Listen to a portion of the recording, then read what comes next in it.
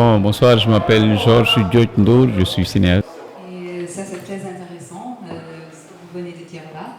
Donc, parce qu'aujourd'hui, nous constatons que parfois, il y a d'autres cultures qui essaient de reprendre nos propres histoires. Ils peuvent les raconter autrement, c'est important.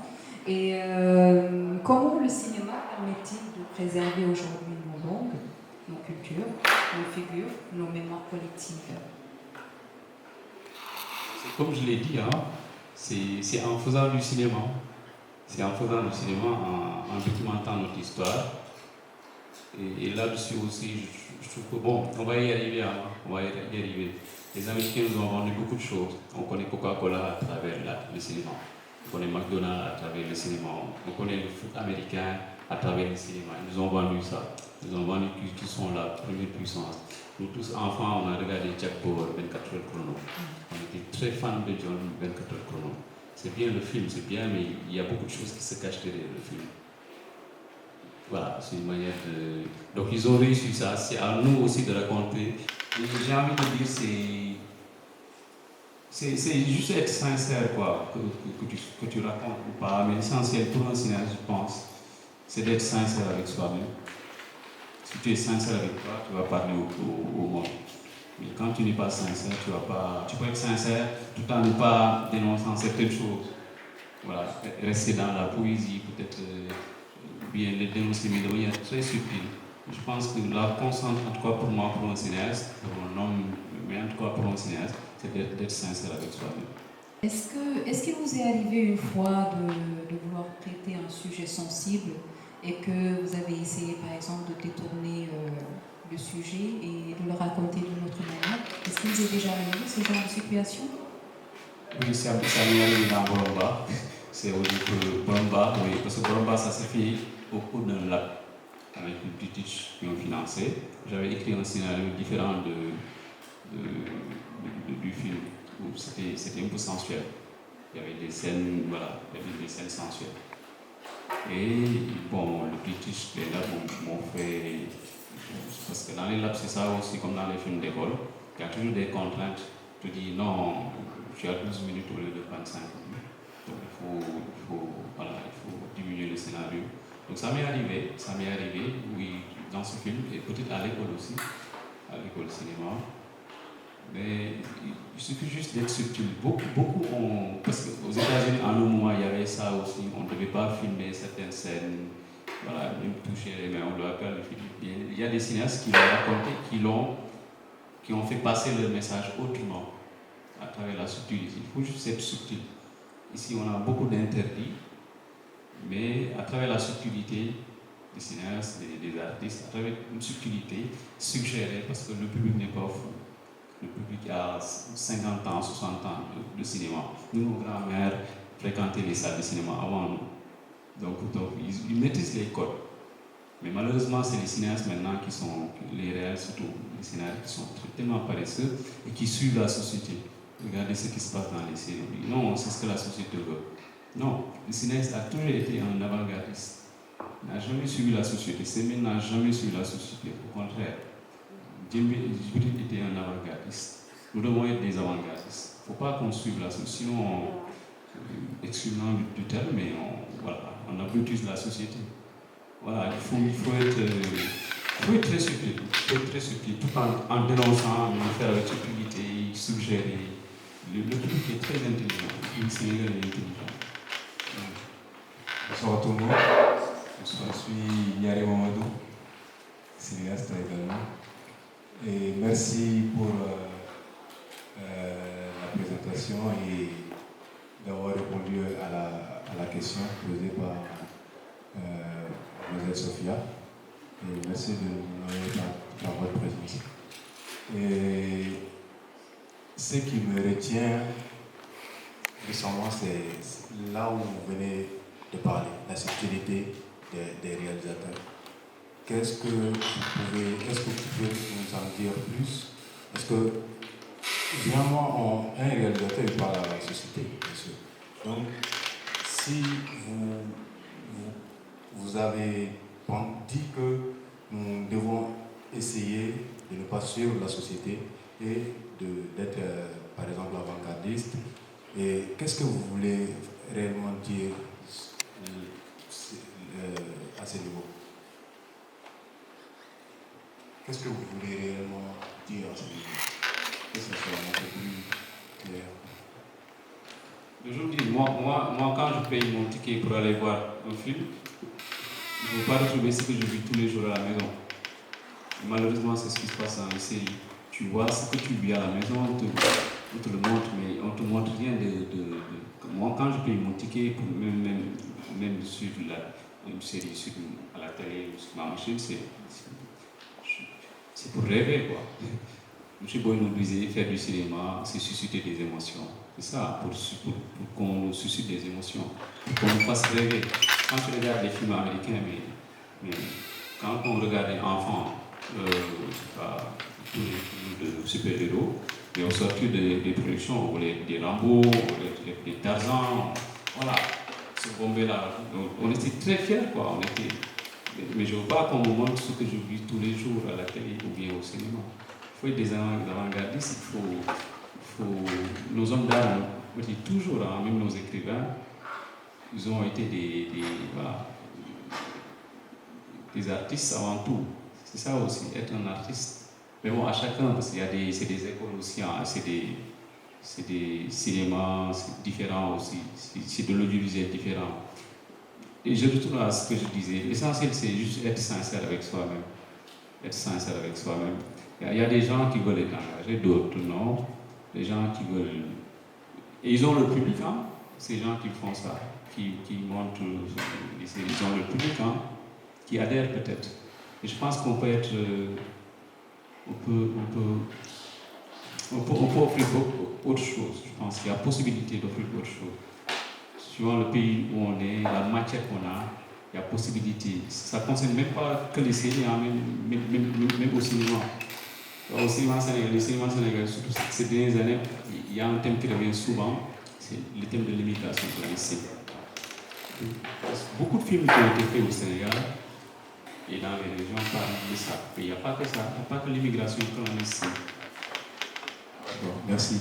Et vous pensez-vous qu'un réalisateur aujourd'hui ne peut pas se diriger vers les thèmes plus éducatifs et plus pédagogiques aujourd'hui à notre époque? Parce que nous faisons face à beaucoup de fléaux. Nous avons beaucoup de questions sur la société. Et pensez-vous pas que le cinéma, aujourd'hui, les réalisateurs ont une responsabilité, c'est-à-dire de se questionner sur des questions de société, éducatives et pédagogiques, par exemple?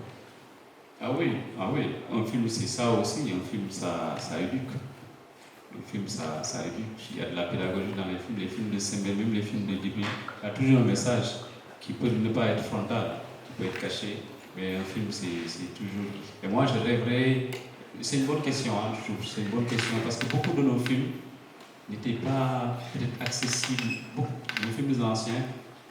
Moi, je me verrais mal d'aller dans l'école de Mamdiara et projeter un film de Djibril. Peut-être que ce film n'est pas trop accessible à la couche, peut-être à la cible. On fait moins de films jeune public. On fait des films pour nos devanciers. Et ça, c'est des choses qu'on leur reprochait.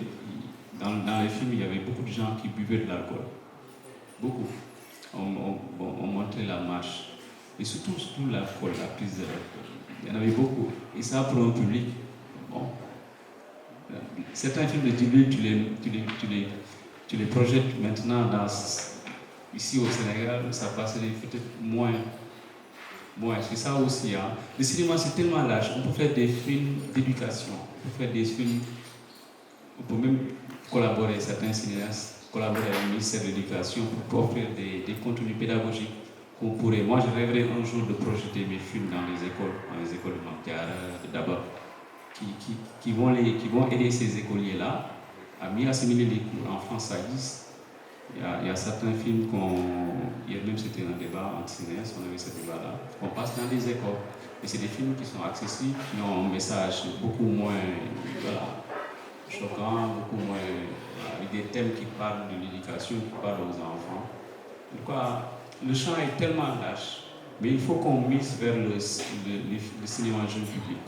Parce que c'est une cible. On a une population jeune, mais qu'est-ce que nous offrons à ces jeunes-là? Quel type de contenu filmique nous offrons à ces jeunes? Nos cibles sont ailleurs. On ne fait pas de films pour nos cibles. Mais la réflexion doit être posée et doit être discutée à bâton rompu. Comment faire pour avoir un marché local à tous les acteurs du cinéma? Merci. Et c'est pour ajouter à ce qu'il vient de dire, parce qu'il a touché un peu à la question dont je voulais poser. Et on voit aujourd'hui que beaucoup de cinéastes africains réussissent dans les festivals internationaux. Et aujourd'hui, quel est, selon vous, le maillon faible de notre chaîne de valeur? C'est-à-dire l'écriture, la production, la distribution. Et comment faire pour remédier à cela? Oui. Pour moi, c'est partout, hein. C'est subjectif. Hein. Pour moi, le maillon faible, il n'y a pas un maillon faible, mais si tu prends la chaîne, c'est difficile, hein. C'est difficile. C'est vraiment difficile. C'est difficile pour un jeune d'écrire. C'est difficile pour un jeune de donner à quelqu'un qui peut se lire, pour avoir, on appelle script docteur, pour en avoir au Sénégal. C'est bien d'écrire, mais c'est bien aussi de donner à quelqu'un qui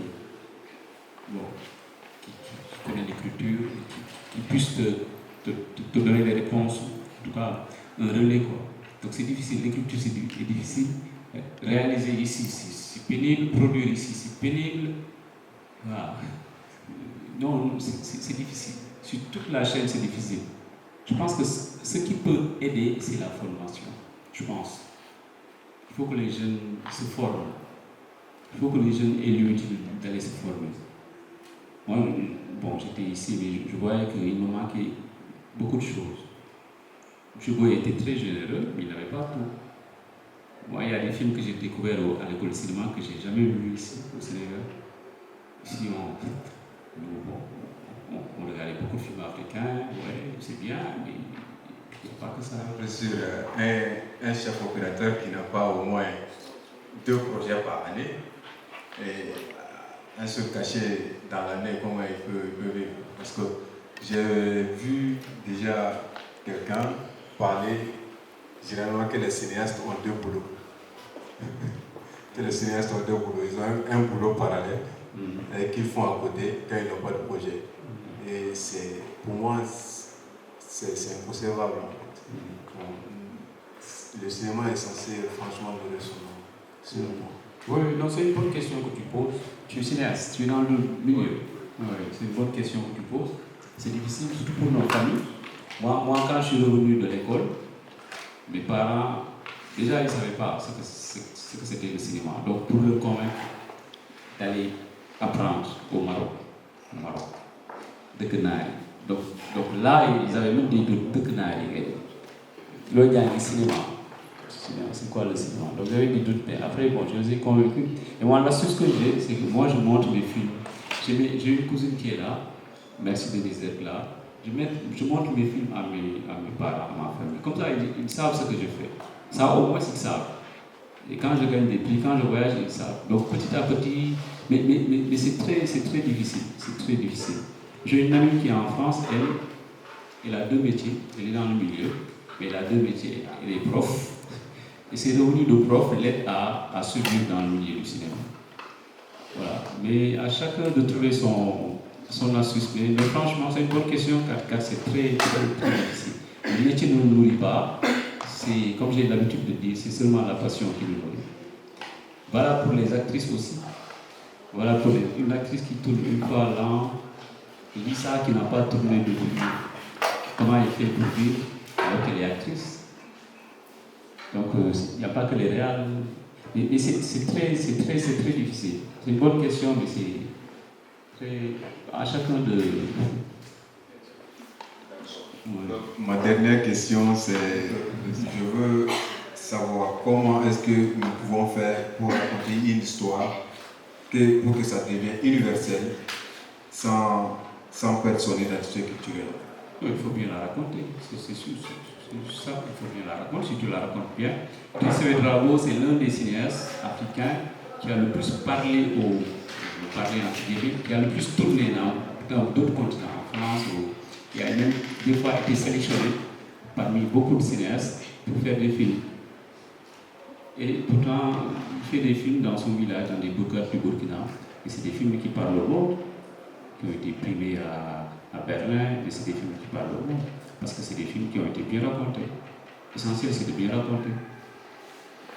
D'être sincère avec soi, mais de bien raconter. Si tu racontes bien, nous, il y a des filles sénégalaises qui regardent des films coréens.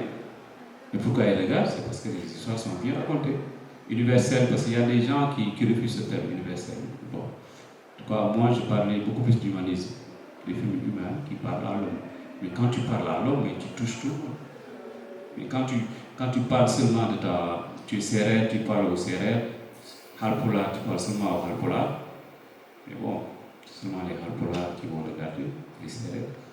Mais moi qui suis japonais, peut-être je peux pas aller.